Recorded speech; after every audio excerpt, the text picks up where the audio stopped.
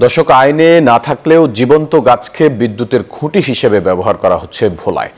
খুঁটি ছাড়াই গাছের উপর দিয়ে টানা হয়েছে বিদ্যুৎ লাইন। প্রতিনিয়ত ভোগান্তি পোহাচ্ছেন গ্রাহকরা, আর প্রায়ই ঘটছে দুর্ঘটনা।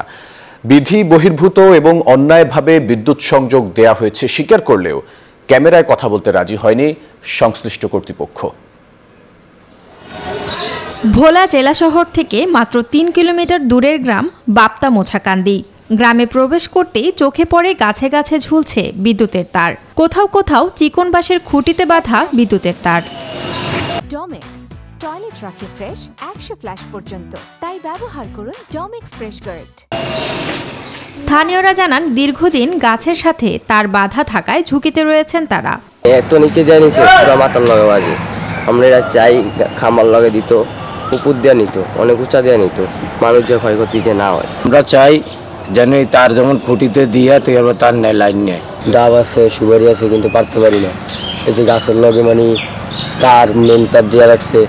নির্ধারিত খুঁটি না থাকায় বাগানের মধ্য দিয়ে বিভিন্ন গাছের সাথে বিদ্যুতের তার বেঁধে দেওয়া হয়েছে বলে জানান স্থানীয়রা।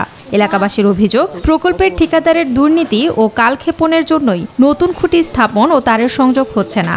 এই কারেন্টের তারগুলো আনছে, তারা গাছে গাছে নিচে আর বাগে দিয়ে নিচ্ছে আর কি, ঠিক আছে। তো আমাকে ফলাফল দেখা গেছে তারগুলো লিক হয়ে থাকে, ফলাফল গাছগুলো উঠতেছে।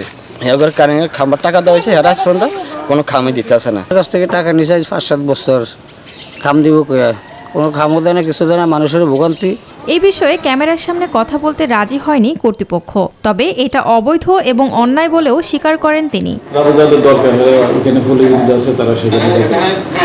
যখন পরবর্তীতে আমাদের কোনো এখানে গ্রাহক না হতো, আমরা এটা কাজ করবো না। তারপর আমরা এটা সামনে অনেক চেষ্টা করছি, কিন্তু এটা করা যাচ্ছে না। ভোলায় ওজোপাডিকো এবং পল্লী বিদ্যুতের গ্রাহক রয়েছেন প্রায় 2 লাখ। Desk report, news 24।